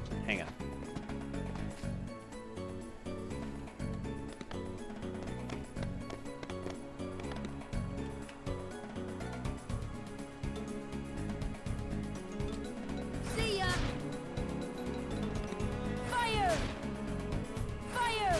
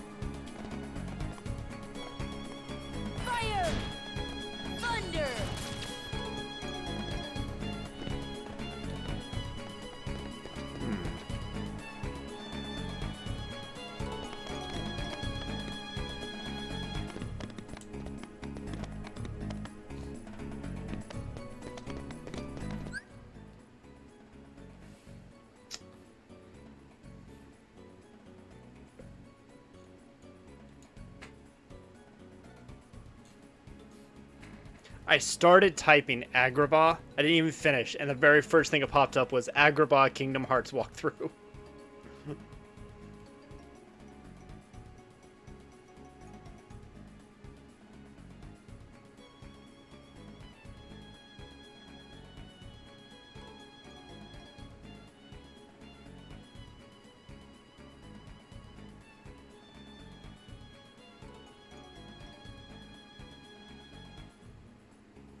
Are you serious? I didn't think I was supposed to...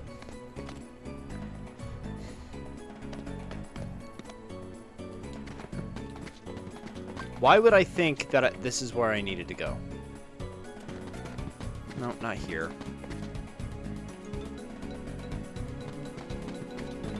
All of that was supposed to get me up to Aladdin's house so that I could go to the desert out here, which I thought this would just like every other world, this would just take me back to the ship. No. It's supposed to go to the desert. Because I've already freed the magic carpet. Now I get a magic carpet ride. I guess maybe I would eventually end up there out of desperation of trying to figure out what to do.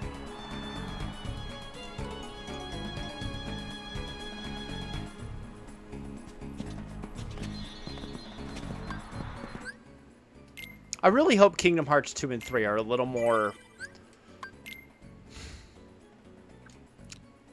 I don't know, less vague. Maybe I'm just complaining too much, I don't know.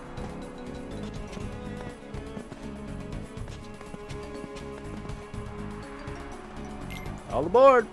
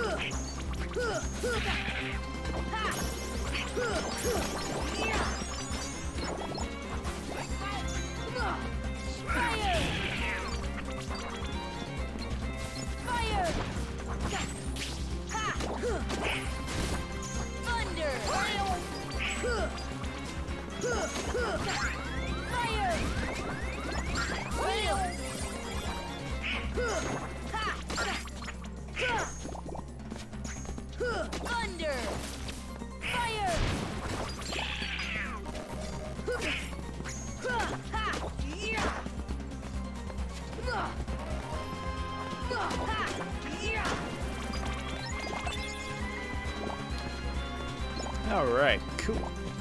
Oh, one more. There we go.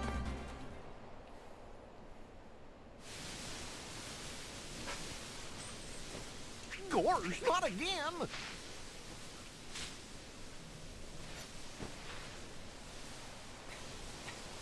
Genie, get rid of these guys!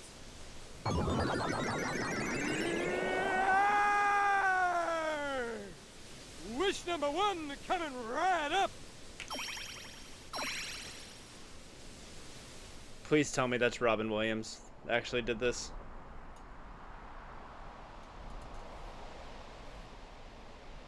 I see. Thanks, Sora. He did. Aladdin, That's What are you doing out here? emotional. Same old stuff. Hey, Hunting G-Beast. legendary treasure. Just paid a visit to the Cave of Wonders.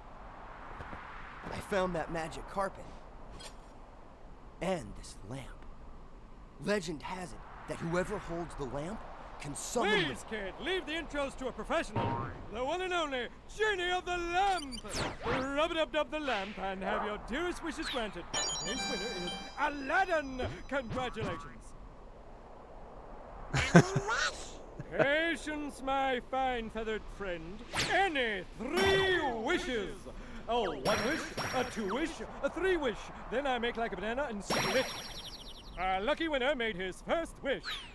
And let me tell you what a doozy that wish was. So he has 2 left. So, Master, what'll you have for wish number 2?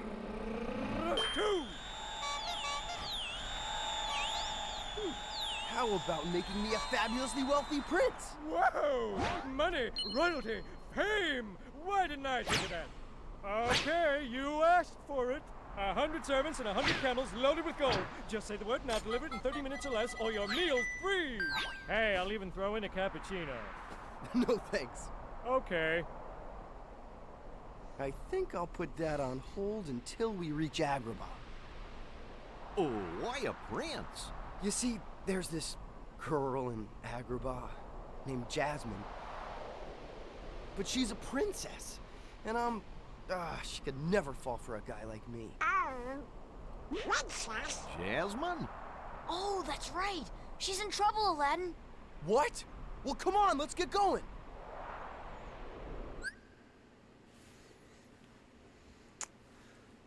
Yeah, we're gonna take out. Actually, we're gonna take out. We're gonna take out Goofy, and we're gonna put in Aladdin. Because as useless as Donald can be, he is still the healer. So.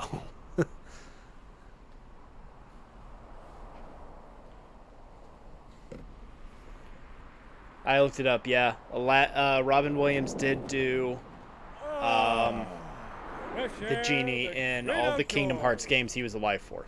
I guess you don't get out much, huh? Comes with a job. Phenomenal cosmic powers, itty-bitty living space.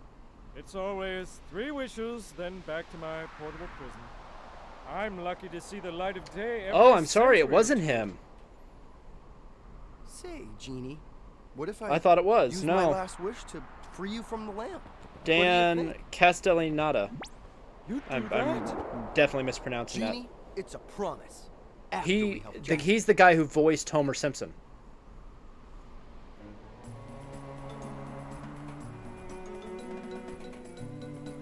Here I come. And now that I've said that, I can hear it in the genie's voice. I really thought that was a pretty good Robin Williams for what it was. Something was off, but you know, for a game, for a game voiceover versus a movie. Fire!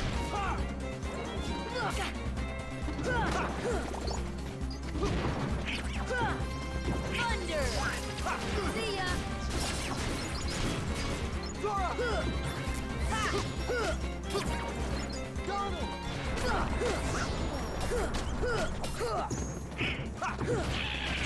Here I come. Fire!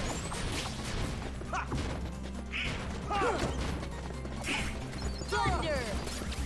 Here I come. Come on!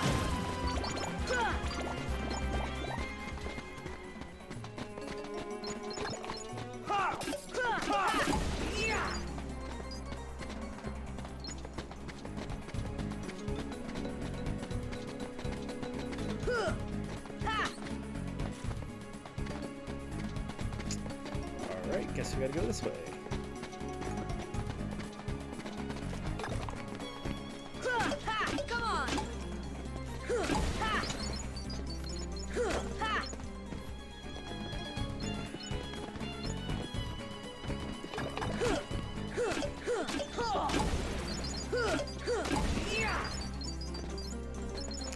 Hope you're doing alright tonight, G Beast.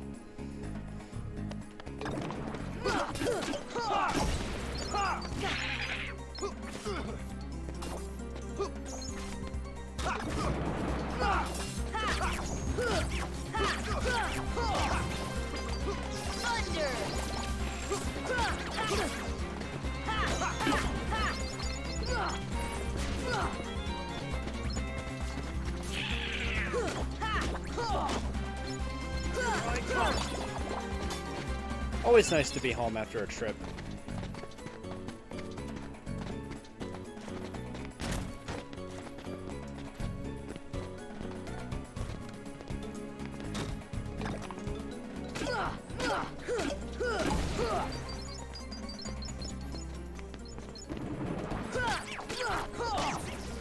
Ah!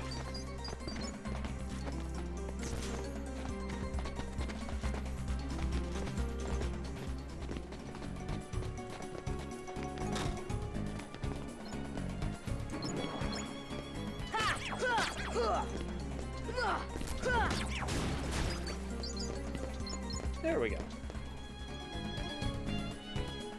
Why didn't we just take the carpet back to do all of this? Fire! Thunder! You know what? We're just not even gonna mess with them. We're just gonna go in. I think I'm supposed to go in here.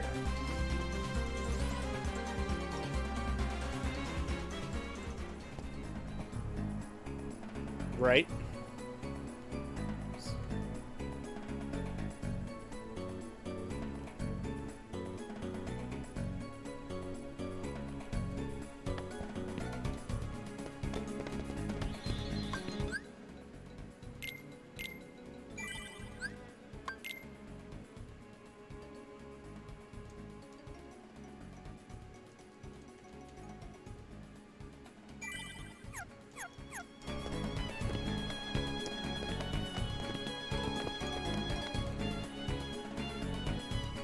Excuse me.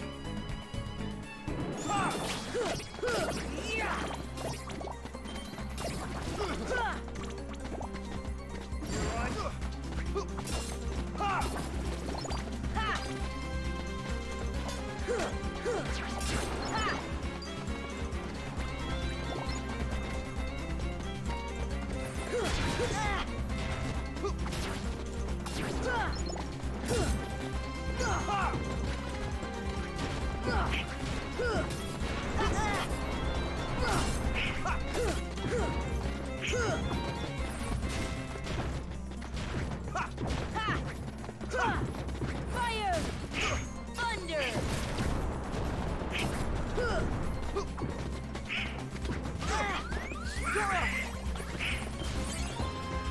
Here! There we go.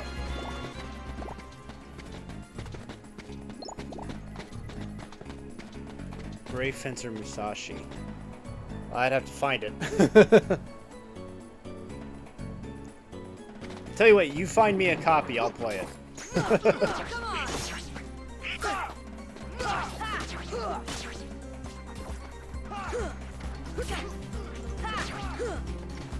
I am going to be looking for suggestions in October. As we get closer to Halloween, I plan to do a couple retro scary games. I've got one in particular I'm going to do that is super creepy. And it's called Clock Tower. Came out for the Super Nintendo. And it only came out in Europe. It was never released in the US under that name. It was released under a different title at one point, from what I understand, but never under like that name. And yeah, it's for a Super Nintendo game. It will give you some nightmares. It is some creepy stuff. Very few things make me legitimately uncomfortable. This game does.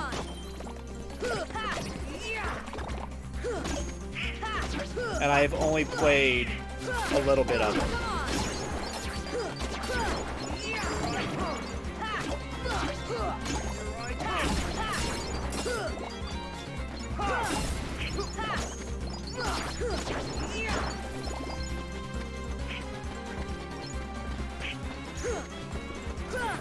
Fire!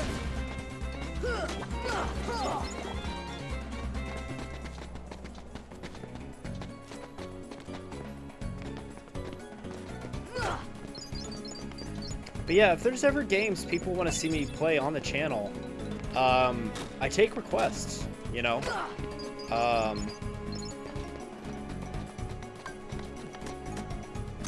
And once I finish the Lord of the Rings games on Tuesdays, I'll be looking for something else to play. And it doesn't have to be a series game like that. It can be a single game. But I'll be looking for suggestions for Tuesday night content. We're doing. I'll probably finish Return to the King next week, and then I'll do the Third Age after that. And then I want to go on to something else, not Lord of the Rings.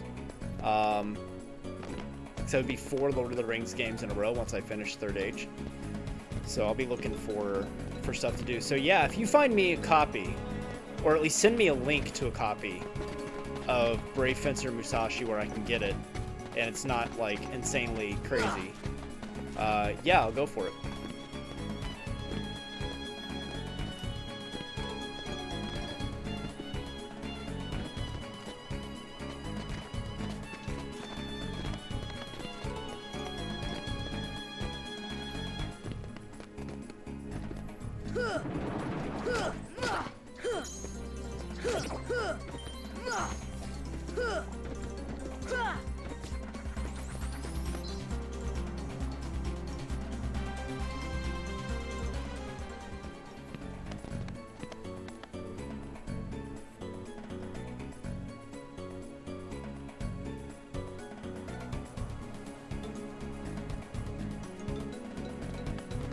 I've also thought about doing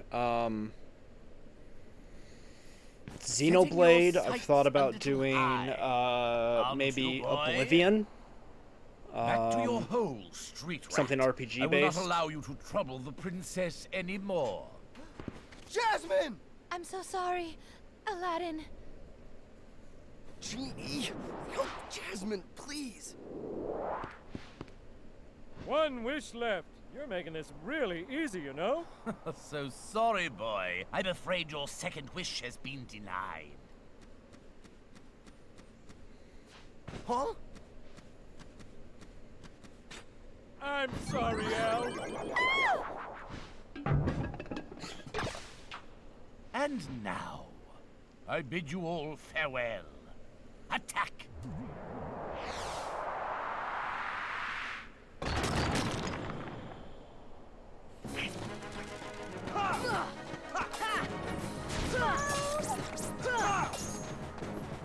Thunder!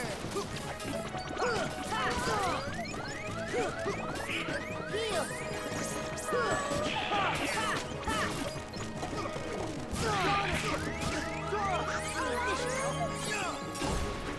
Here!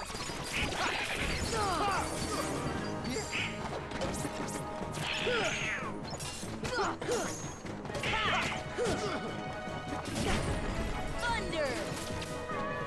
Phenomenal cosmic power. Itty bitty living space.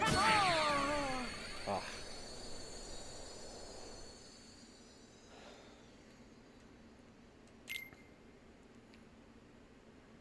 Well, guys, I've been going for a couple hours tonight. I think I'm going to end just a little bit early. I am feeling a lot better. I want to thank everybody for well wishes towards me on my health.